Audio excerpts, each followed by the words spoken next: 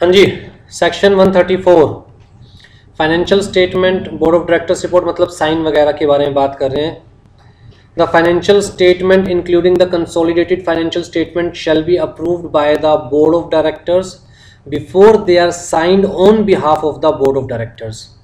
तो पहले resolution pass होगा अप्रूवल का, उसके बाद साइन किए जाएंगे।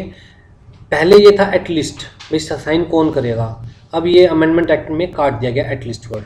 ठीक है, तो जी साइन कौन करेगा? By the chairperson of the company where he is authorised by the board of directors और by the two directors out of which one shall be managing director.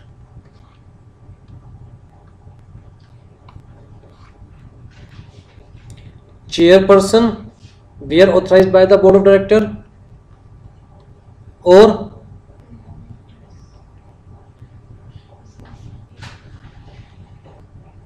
जिसमें एक मैनेजिंग डायरेक्टर होना चाहिए। अगर कंपनी में कोई मैनेजिंग डायरेक्टर अपॉइंटेड है तो इन दोनों में से कोई एक, प्लस लगा रहा हूं, चीफ एग्जीक्यूटिव ऑफिसर अगर कंपनी में है तो, chief financial officer and company secretary of the company where they are appointed. तो जी इन दोनों में से कोई एक प्लस प्लस प्लस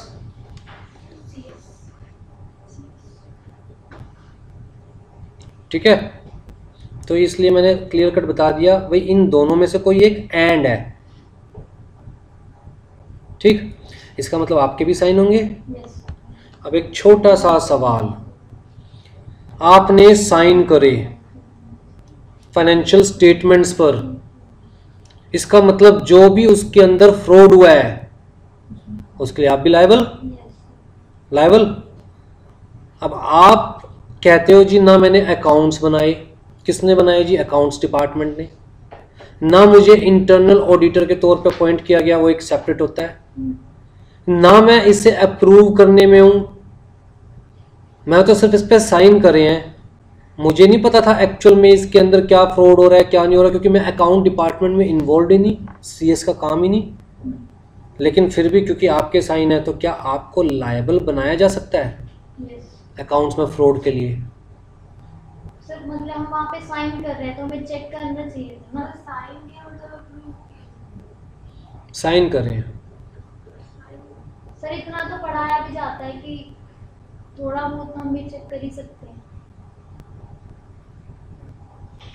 आपके कुल मिला के यहाँ साइन है। मेरा क्वेश्चन ये है कि क्योंकि आपके साइन है तो क्या अगर फाइनेंशियल स्टेटमेंट्स में फ्रॉड है तो उसके लिए आप लायबल है या नहीं है?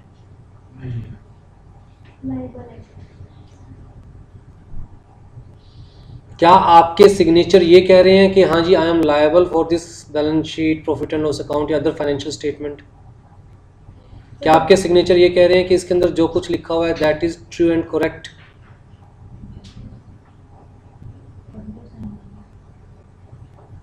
फिर तो आप फंस जाओगे। फ्रॉड करेंगे डायरेक्टर्स और अकाउंटेंट्स, फंसोगे आप भी। बेटा सीएस का साइन सिर्फ इस चीज की ऑथेंटिसिटी है कि ये वही फाइनेंशियल स्टेटमेंट्स हैं जिन्हें बोर्ड ऑफ डायरेक्टर्स ने अप्रूव किया, दैट्स ऑल। इसलिए क्या लिखा है कि पहले अप्रूव करेंगे बोर्ड ऑफ डायरेक्टर्स, बाद में साइन होंगे। मैं सिर्फ इस चीज की ऑथेंटिसिटी दे रहा हूं कि ये जो फाइनेंशियल स्टेटमेंट्स हैं इन्हीं को बोर्ड ऑफ डायरेक्टर्स ने अप्रूव किया था, उसके अलावा मेरा इनसे कोई लेना देना नहीं है। अगर इसमें कोई फ्रॉड है तो जिसने बनाया उसे पकड़ो। आ गई बात समझ में? तो हमारे साइन सिर्फ ऑथेंटिसिटी है कि जी ये वो है, एग्जैक्ट वही चीज है जिसे बोर्ड ऑफ डायरेक्टर्स ने अप्रूव किया था। ऐसा नहीं है कि बोर्ड ऑफ डायरेक्टर्स ने कुछ और अप्रूव किया और आपको कुछ और दिखाया जा रहा है। हमारी बस सिग्नेचर की यही ऑथेंटिसिटी है। क्लियर है? हम लायबल नहीं, ऐसे लायबल होने लग गए तो हाँ जी। 1% कंपनी केस में कहता है जी जो बेचारा इकलौता डायरेक्टर होगा वो भी साइन कर दे तो भी चलेगा, क्योंकि 1% कंपनी केस में तो सिर्फ एक डायरेक्टर भी हो सकता है। Auditor's report shall be attached to every financial financial statement के अंदर और क्या क्या होना चाहिए? कहता है जी web address where the annual returns has been placed. तो एनुअल रिटर्न्स आपको भेजने की जरूरत नहीं है to the members along with the financial statements. आप सिर्फ उसका वेबसाइट का एड्रेस लिख दो कि अगर किसी को एनुअल रिटर्न्स देखनी है तो वहाँ से डाउनलोड कर सकता है। ठीक है, अगेन ये एक्सट्रैक्ट ऑफ एनुअल रिटर्न था ना पहले, अब इसे काट दिया गया है अमेंडमेंट एक्ट 2017 में और लिख दिया कि जरूरी नहीं है एक्सट्रैक्ट भेजना एनुअल रिटर्न का, बस वेबसाइट का एड्रेस दे दो जहाँ से बंदा डाउनलोड कर सकता है। ठीक है, number of meetings of board, पूरे साल में कितनी मीटिंग्स हुई है बोर्ड ऑफ डायरेक्टर्स की। डायरेक्टर रिस्पॉन्सिबिलिटी स्टेटमेंट, ये डिटेल्स डायरेक्टर रिस्पॉन्सिबिलिटी स्टेटमेंट, ये हमारा बोर्ड ऑफ डायरेक्टर्स रिपोर्ट के अंदर टॉपिक पूरा कवर रहेगा, इसलिए मैंने यहाँ पर कवर नहीं कर रखा। Details in respect of fraud reported by the auditors, हमने ऑडिटर्स वाले चैप्टर में पढ़ा है कि अगर 1 करोड़ से ऊपर का फ्रॉड हो तो किसे इन्फॉर्म करना है? सेंट्रल गवर्नमेंट को, और 1 करोड़ से नीचे का किसे ऑडिट कमेटी को या फिर बोर्ड ऑफ डायरेक्टर्स को। तो ये वो वाले फ्रॉड की बात कर रहे हैं, other than those which are reported to the 1 crore से कम वाले फ्रॉड की बात कर रहे हैं। ठीक है, a statement on declaration given by the independent director, basically इस सेक्शन के अंदर बताया हुआ है कि आप इंडिपेंडेंट डायरेक्टर कब कंसीडर किए जाओगे। तो इंडिपेंडेंट डायरेक्टर को हर साल एक स्टेटमेंट देनी पड़ती है कि जी मैं डिस्क्वालिफाइड नहीं हूँ for becoming the independent director, तो वो statement. In case of a company required to constitute the nomination and remuneration committee, company's policy on directors appointment and, ठीक है, कुछ कंपनीज को नॉमिनेशन एंड रेम्यूनरेशन कमेटी बनानी पड़ती है, उसके बारे में हम पढ़ेंगे। इस कमेटी का काम क्या है कि जो भी डायरेक्टर अपॉइंट किया जाएगा, क्या वो डायरेक्टर प्रोफेशनली कैपेबल है या नहीं है कंपनी के पॉइंट ऑफ व्यू से, उसकी क्या टर्म्स एंड कंडीशंस होनी चाहिए, उसकी क्या अपॉइंटमेंट की पॉलिसीज होनी चाहिए, तो वो भी सारी आपको डिस्क्लोज करनी पड़ेगी फाइनेंशियल स्टेटमेंट के साथ। Explanation or comment by the board on every qualification, reservation or adverse remark or disclaimer made by the auditor in his report or by the company secretary in practice in his secretarial audit। Qualification तो clear है ना क्या होती है? Qualification का मतलब कि सब कुछ clear नहीं है, कुछ गड़बड़ है, that is qualification। Unqualified report का मतलब बिल्कुल साफ सुथरी, क्वालिफाइड रिपोर्ट का मतलब कि कुछ गड़बड़ है। रिजर्वेशन का मतलब क्या हुआ? रिजर्वेशन का मतलब क्या हुआ? जहां ऑडिटर रिजर्व करके चल रहा है, भैया मैं इस बात पे कुछ नहीं कहना चाहता क्योंकि शायद मेरे पास कंप्लीट इंफॉर्मेशन अवेलेबल नहीं। एडवर्स रिमार्क का मतलब जहां क्लियर कट वो कह रहा है कि भैया ये गलत है। डिस्क्लेमर का मतलब मैं ये बोल तो रहा हूं लेकिन ये बात सिर्फ मेरे पॉइंट ऑफ व्यू से, जो नॉलेज मेरे पास थी उस पॉइंट ऑफ व्यू से ठीक है। तो जहाँ पर उसको इनकम्प्लीट इन्फॉर्मेशन लग रही है या जो मैनेजमेंट ने इन्फॉर्मेशन दी है वो गलत लग रही है तो वहाँ वो डिस्क्लेमर दे देता है। ठीक है, तो उसके ऊपर एक्सप्लेनेशन और comment bye the board of directors कि ऑडिटर ने क्यों कहा ऐसा, या ऑडिट रिपोर्ट में ऐसा क्यों लिखा हुआ है, या सेक्रेटरियल रिपोर्ट में ऐसा क्यों लिखा हुआ है, right. Particulars of the loans guarantee and investment under section 186, particulars of contract and agreement with the related party, state of the company's affairs की क्या हालत चल रही है कंपनी की, the amount if any which it recommends should be paid by way of dividend, the amount if any which it proposes to carry to the reserve। Dividend वाला chapter याद है? उसमें लिखा हुआ था ना कि बोर्ड ऑफ डायरेक्टर्स में transfer certain amount to the reserve before declaring the dividend, ये वही वाला अमाउंट। मटेरियल चेंजेस और commitments if any affecting the financial position of the company which have occurred between the end of financial year of the company to which the financial statement relates and the date of the report। कहता है जी financial statement तो कहाँ तक की बनी?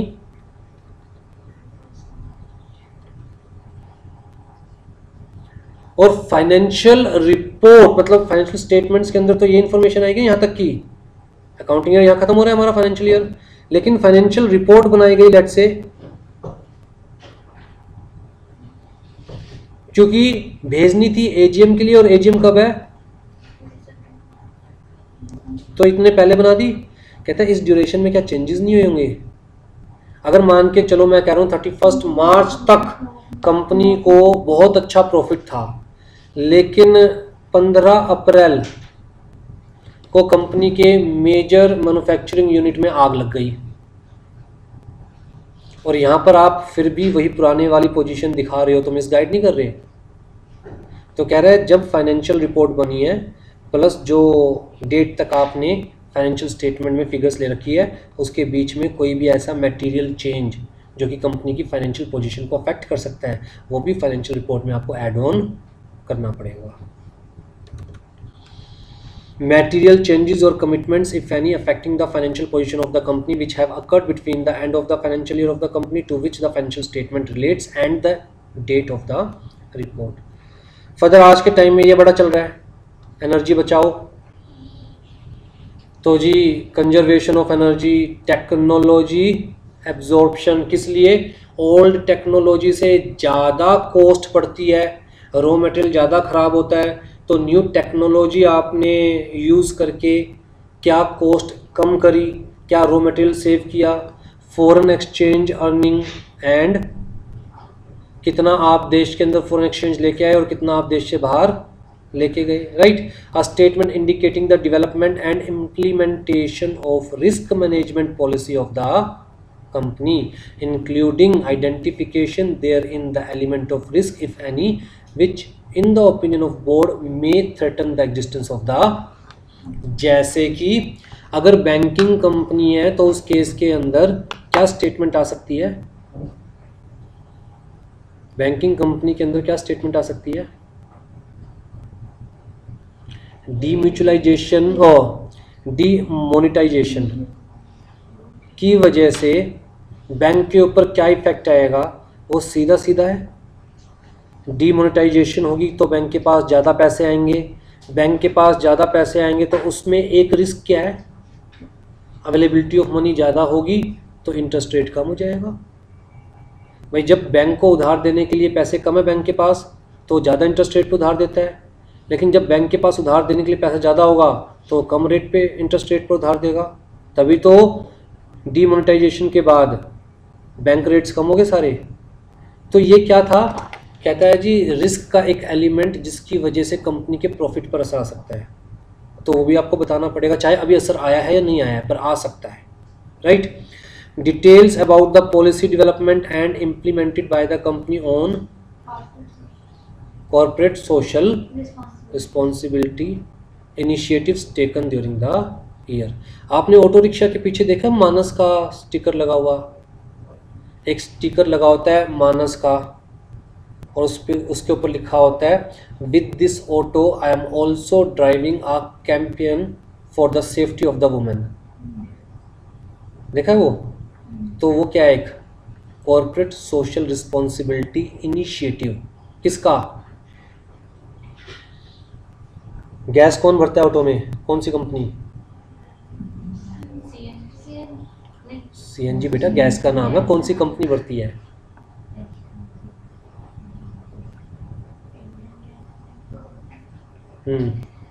वही जो आप बोल रहे हो,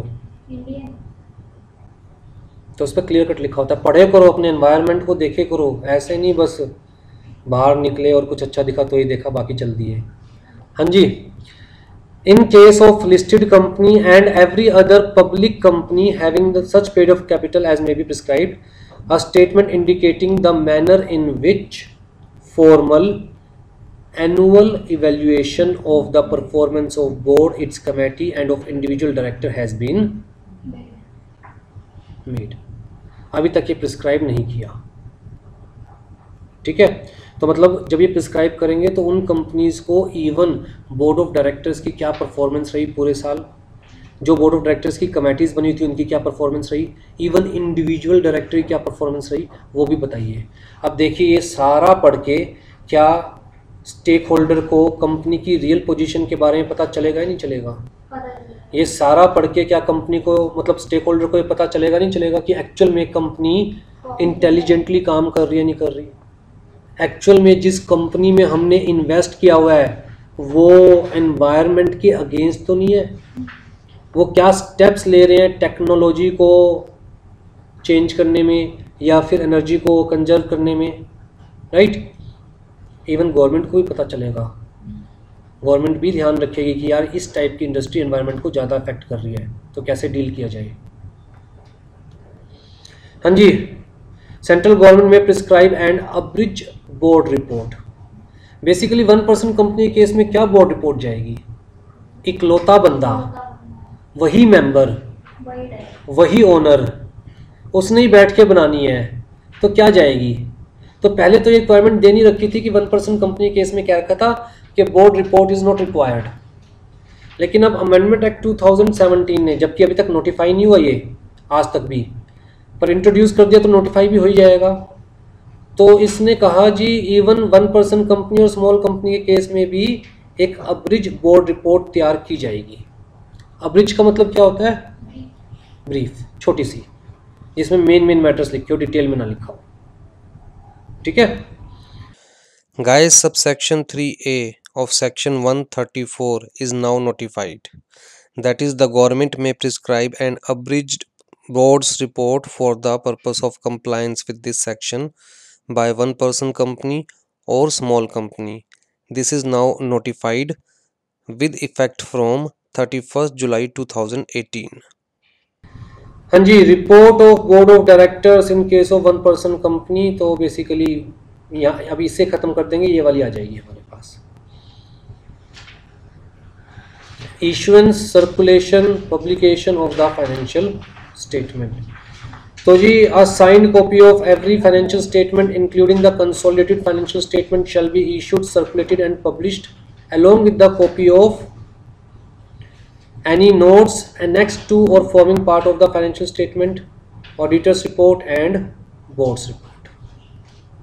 तो जिसको भी आप फाइनेंशियल स्टेटमेंट भेज रहे हैं, इनका कहने का मतलब है कि जिसको भी फाइनेंशियल स्टेटमेंट भेज रहे हैं, मेंबर्स को भेजेंगे, डायरेक्टर्स को भेजेंगे, ऑडिटर्स को भेजेंगे, जिसको भी फाइनेंशियल स्टेटमेंट्स भेज रहे हैं, फाइनेंशियल स्टेटमेंट्स के साथ ये भी भेजना है। जहां पर भी फाइनेंशियल स्टेटमेंट पब्लिश कर रहे हैं, अपनी वेबसाइट पे करेंगे, कंपनी वेबसाइट पे, वहां पर साथ में ये भी पब्लिश करना है, राइट। फिर पेनल्टी बता रखी है जी,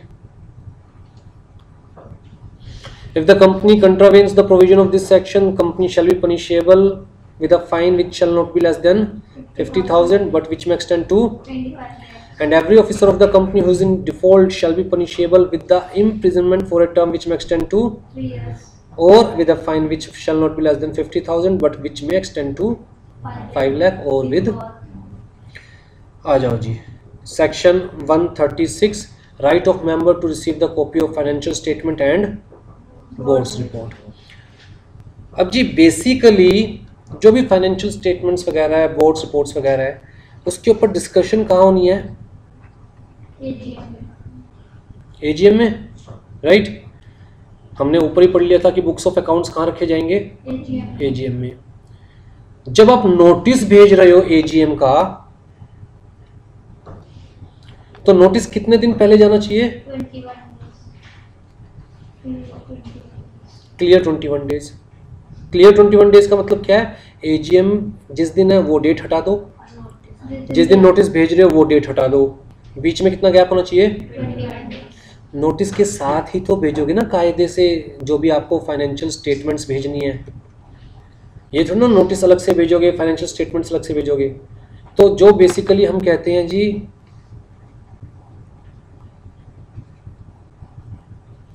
अब हम खाली फाइनेंशियल स्टेटमेंट कहाँ भेज रहे हैं, अभी तो पढ़ा फाइनेंशियल स्टेटमेंट के साथ आपको ये चीज़ें भी भेजनी है, फाइनेंशियल स्टेटमेंट के साथ आपको ये डिटेल्स भी भेजनी है, अभी तो पढ़ा हमने। तो हम खाली फाइनेंशियल स्टेटमेंट्स कहाँ भेज रहे हैं, हम बेसिकली क्या भेज रहे हैं, एनुअल रिपोर्ट। तो नोटिस के साथ ही भेजोगे जनरली, ऐसा तो नहीं कि नोटिस अलग भेजोगे मीटिंग का और उसके बाद ये अलग से भेजोगे। और भेजना भी जरूरी है, क्यों, कहता है जी जब आप ये मेंबर्स को भेजोगे, वो लोग इसे पढ़ेंगे, पढ़ के देखेंगे कि कंपनी की क्या परफॉर्मेंस है, डिसाइड करेंगे कि क्या क्वेश्चंस जाके पूछने हैं एजीएम में, तो उसके लिए उनको टाइम पीरियड तो चाहिए ना। तो कितना टाइम पीरियड दिया गया, नोटिस के लिए भी प्लस फाइनेंशियल स्टेटमेंट के लिए भी, नोटिस के लिए भी प्लस। तो यहाँ क्या लिखा गया, ये जानबूझ के सेम टेम्पलेट दिया गया कि साथ साथ ही तो भेजेंगे दोनों चीज। The copy of financial statements including the consolidated financial statements if any, auditors report and every other documents as required by the law, जो ऊपर पढ़ते आ रहे हैं हम, which are to be laid before the company in the general meeting. भैया general meeting के सामने रखने का तो तब फायदा है ना जब पहले से आप उनको भेज दोगे और वो अपने आप को प्रिपेयर करके आएंगे कि क्या क्वेश्चंस पूछने हैं, right. Shall be send to every member of the company, every trustee for the debenture holders of any debenture issued by the company and all other persons other than the member of trustee being the person so entitled, और जिसको मिलना चाहिए, right. Not less than 21 तो कम से कम कितने दिन पहले भेजना है। नोटिस के लिए भी 21 क्लियर डेज बोला, इसके लिए भी 21 क्लियर डेज बोला। तो कुल मिला के इनका कहने का मतलब है सब चीज एक साथ भेज दो, और उसे हम क्या टर्म बोलेंगे। और नोटिस के केस में अगर याद हो तो सेक्शन 8 कंपनी में कितने दिन दे रखे थे, तो यहां पर भी कितने दिन दिए, क्लियर है जी। अब ये अमेंडमेंट आया जी हमारे पास, कंपनीज अमेंडमेंट एक्ट 2017 से। 48 आवर्स कट करने, वो सब, वो तो बेटा वो अलग सेक्शन है, वो सब पे एप्लीकेबल होगा, हर डॉक्यूमेंट पे एप्लीकेबल होगा जो आप बाय पोस्ट भेज रहे हैं, ठीक है। If the copies of the documents are sent less than 21 days. अब ये बेसिकली पता है क्या अमेंडमेंट है, मीटिंग में हमने पढ़ा था कि मीटिंग शॉर्टर नोटिस पे की जा सकती है, पढ़ा था, किसने अटेंड की थी। जनरल मीटिंग शॉर्टर नोटिस पे भी की जा सकती है। वैसे तो हमने क्या कहा कि 21 डेज पहले नोटिस देना है, लेकिन शॉर्टर नोटिस पे भी जनरल मीटिंग की जा सकती है, राइट। तो यहां पर भी ये कह रहा है शॉर्टर नोटिस पर भी 21 डेज से कम में भी आप भेज सकते हो डॉक्यूमेंट्स, फाइनेंशियल स्टेटमेंट्स वगैरह। कब, वही सेम कंडीशन है जो जनरल मीटिंग वाली कंडीशन थी।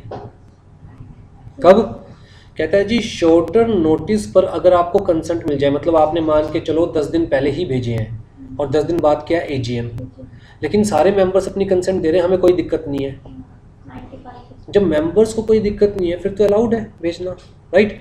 तो बेसिकली आपको उनसे कंसेंट लेनी पड़ेगी, right.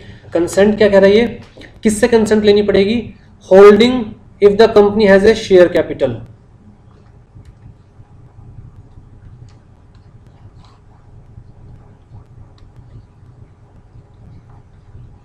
Company having share capital,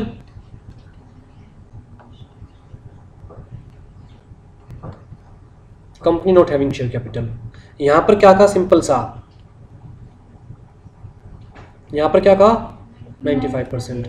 पहले नीचे वाला पढ़ लेते हैं, having if the company not having share capital not less than 95% of the total voting power exercisable by the, कहता है कितने मेंबर से कंसेंट चाहिए, उतने मेंबर से कंसेंट चाहिए जिनके पास कम से कम कितनी हो 95% वोटिंग।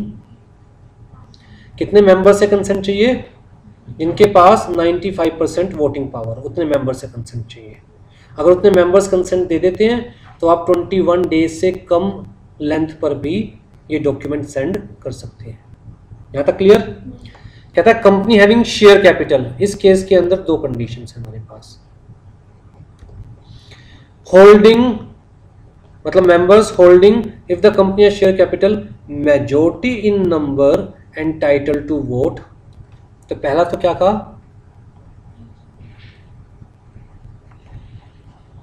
मेजॉरिटी ऑफ,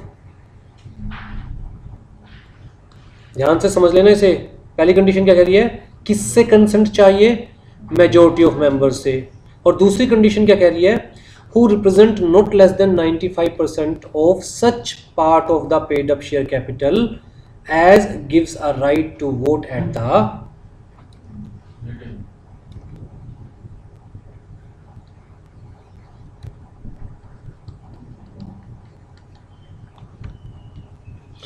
कहता है मान के चलो कंपनी में 1000 शेयर होल्डर है, पहली कंडीशन के अकॉर्डिंग कम से कम कितने शेयर होल्डर की कंसेंट चाहिए, मेजॉरिटी 501। और ये जो 501 की कंसेंट ले रहे हो, इनके पास कम से कम कितनी वोटिंग पावर होनी चाहिए? 95%। दोनों कंडीशन कंप्लाई करनी है। तो हम ये कह सकते हैं कम से कम जिनके पास 95% वोटिंग पावर है उनकी कंसेंट लेनी है, और वो कम से कम क्या होने चाहिए? मेजोरिटी। क्लियर है? तो शॉर्टर नोटिस पे भी भेजा जा सकता है, कोई दिक्कत नहीं है। इन case of listed company the provision of this subsection shall be deemed to comply with if the copies of the documents are made available for inspection at the registered office during the working hours for a period of 21 days before the date of the meeting. तो जी listed company की बात कर रहे हैं जहां 10 लाख भी share holder हो सकते हैं, 1 करोड़ भी शेयर होल्डर हो सकते हैं। सोच के देखो, इतना मोटा पोथा एनुअल जनरल मीटिंग का 500 पेज का, कंपनी 1 करोड़ शेयर होल्डर को भेजेगी अगर, जिसकी मिनिमम से मिनिमम कॉस्ट 100 रुपये आएगी, तो 100 करोड़ रुपए कंपनी सिर्फ एनुअल जनरल मीटिंग बुलाने के लिए खर्च कर रही है। नहीं है ना पॉसिबल। तो इसलिए उस केस में कंपनी को भेजने की जरूरत नहीं है। कंपनी कहेगी जी देखिए हमारे रजिस्टर्ड ऑफिस में डॉक्यूमेंट्स अवेलेबल है, जो चाहे आकर इंस्पेक्ट कीजिए। कितने दिन के लिए अवेलेबल है? 21 days। Before the date of the, और इस चीज की स्टेटमेंट कि हमारे रजिस्टर्ड ऑफिस में अवेलेबल है, ये स्टेटमेंट प्लस एक statement containing the silent feature of such documents, बस ब्रीफ में इंपॉर्टेंट चीजें। तो बेसिकली जो ये आती है ना लिस्टेड कंपनीज की, वो 15 से 20 पेज की बन के आती है, और कंप्लीट कितने पेज का होता है? 500 से लेकर 1000 पेज का, राइट। तो कहता है जी salient features of such document is send to every member of the company and to every trustee for the holders of any debentures issued by the company not less than 21 days before the date of the meeting unless the shareholder ask for the full financial statement। तो कुल मिला के listed company के case में आपको क्या करना है?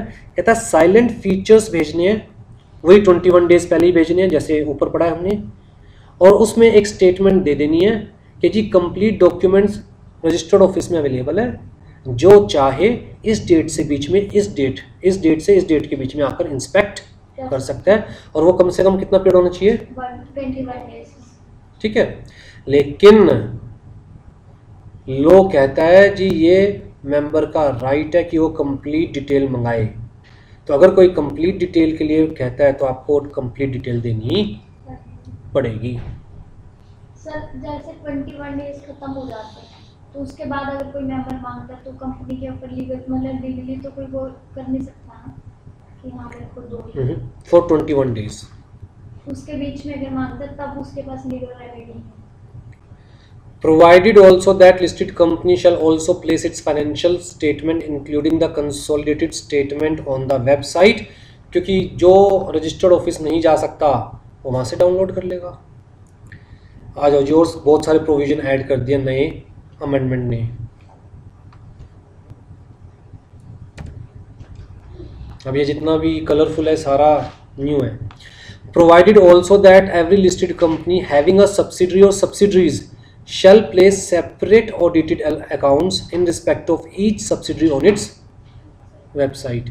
Provided also that a listed company which has a subsidiary incorporated outside India, मतलब foreign subsidiary है, तो where the foreign subsidiary is statutorily required to prepare consolidated financial statement under any law of the country of its incorporation, तो USA में है foreign subsidiary, तो कहता है अगर यूएसए के लॉ के अकॉर्डिंग उसे भी कंसोलिडेटेड फाइनेंशियल स्टेटमेंट बनाने की जरूरत है, तो requirement of this provision shall be met if consolidated financial statement of such foreign subsidiary is placed on the website of the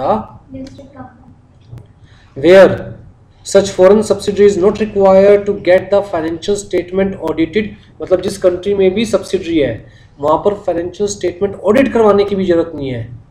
तो कहता है कोई नहीं, अनऑडिटेड ही वेबसाइट पे अपलोड कर दीजिए, राइट। बस ये ध्यान रखिए, अगर जापान की कंपनी है आपकी सब्सिडरी और वो बैलेंस शीट या प्रॉफिट एंड लॉस अकाउंट या फाइनेंशियल स्टेटमेंट जापानीज लैंग्वेज में बना रही है, तो आपको उसे किस में रखना है?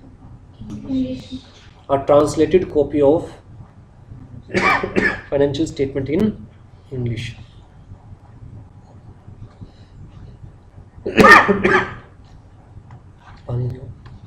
हाँ जी, company shall allow every member और trustee of the holder of any debenture issued by the company to inspect the document, वो तो हम देख चुके हैं.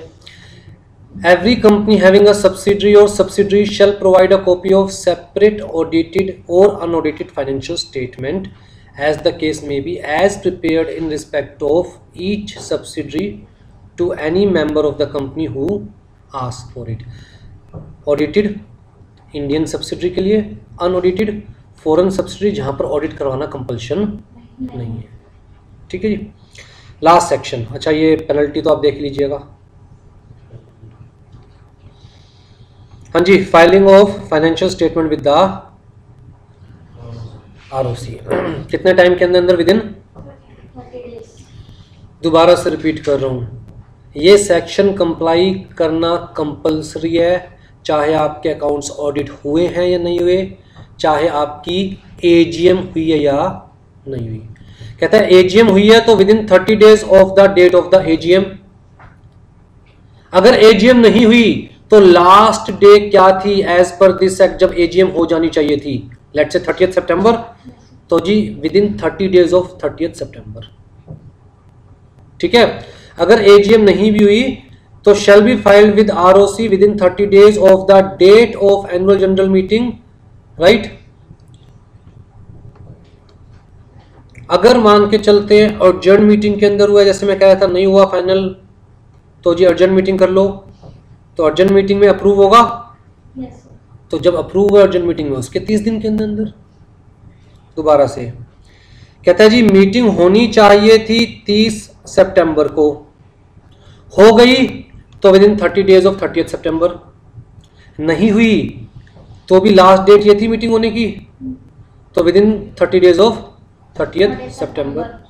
अगर मान के चलो लास्ट डेट ये थी, एज पर कंपनी लॉ की मीटिंग इस डेट तक तो करनी है एजीएम, लेकिन आपने रखी हुई थी 15 September. तो 15 सितंबर को एजीएम हो गई विद इन 30 days ऑफ 15 सितंबर. अगर आपने एजीएम कॉल ही नहीं करी तो लास्ट डेट क्या थी एजीएम कॉल करने की, 30 September. तो with in 30 days of 30th September. AGM call कर ली, कॉल करने के बाद अर्जेंट कर ली, जैसे कि हमने कहा था कि प्रिपेयर नहीं हो या कुछ भी है, तो ये अर्जेंट मीटिंग हुई, इसमें अप्रूव हुए अकाउंट्स, तो with in 30 days of Urgent meeting. 30th नवंबर.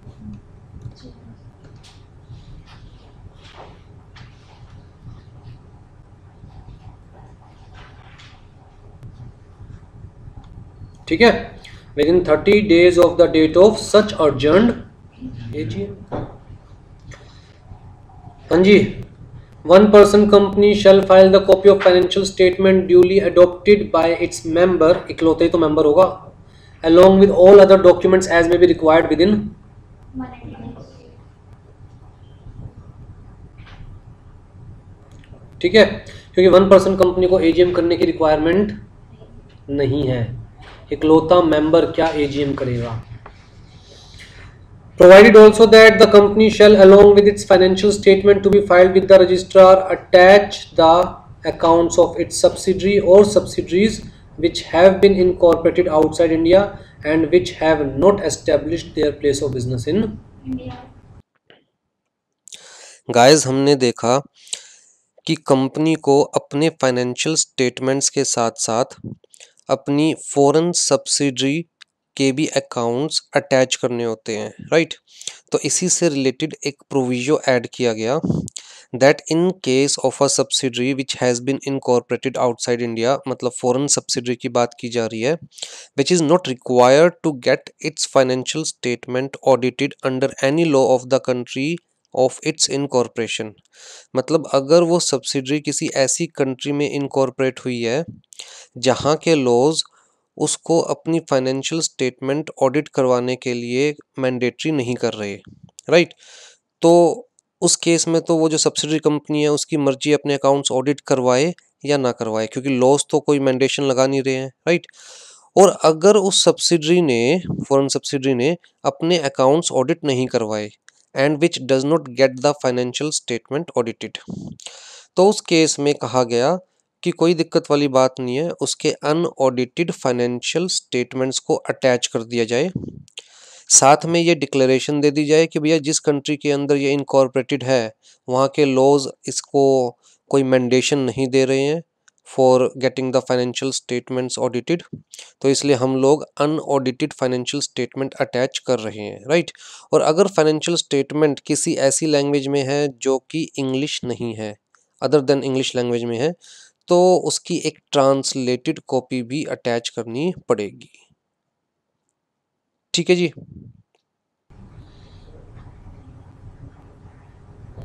ये हम डिस्कस कर चुके हैं, बस पेनल्टी।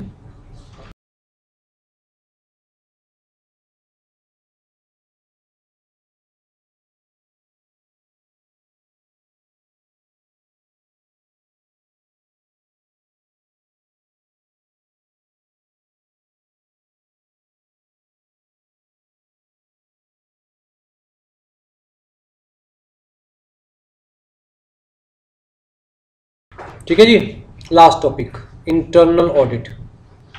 तो जी किन कंपनीज को इंटरनल ऑडिटर रखना जरूरी है, डायरेक्ट ये चीज़ आपको याद रखनी है, किन कंपनीज को इंटरनल ऑडिटर रखना जरूरी है।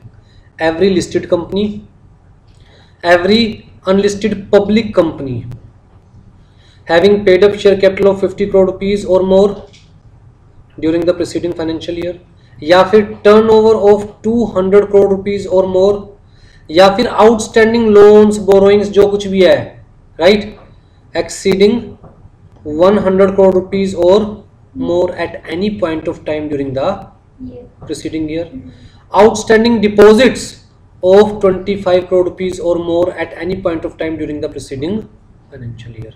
तो 4 कैटेगरीज दे रखी है। अनलिस्टेड कंपनी, तो एक तो पेड अप शेयर कैपिटल के बेसिस पर, टर्नओवर के बेसिस पर, आउटस्टैंडिंग लोन्स एंड बोरोइंग्स के बेसिस पर, आउटस्टैंडिंग डिपॉजिट्स। ठीक है। एवरी प्राइवेट कंपनी, ये तो पब्लिक कंपनी थी ना, every private company having turnover of 200 crore rupees or मोर, या फिर आउटस्टैंडिंग लोन्स और बोरोइंग्स फ्रॉम द बैंक्स वगैरह exceeding 100 crore rupees or more at any point of time during the preceding financial year. The audit committee of the company or the board of directors shall, in consultation with the internal auditor, formulate the scope, functioning, periodicity, methodology for conducting the internal audit. तो internal auditor basically may और may not be the employee of the company, कोई बड़ी बात नहीं है, अपने ही employ को या एक रेगुलर बंदा अपॉइंट कर लिया, भाई तेरा काम ही क्या इंटरनल ऑडिट करने का, या फिर टाइम टू टाइम एक्सटर्नल बंदे को बुला लिया, राइट। द टर्म चार्टर्ड, चलो जी। सर इंटरनल ऑडिट जो करता है कि मैंडेटरी है कि वो सीए ही होना? नहीं, इंटरनल ऑडिट के केस में मैंडेटरी नहीं है कि वो सीए ही होना चाहिए, कोई भी होना, कोई भी हो।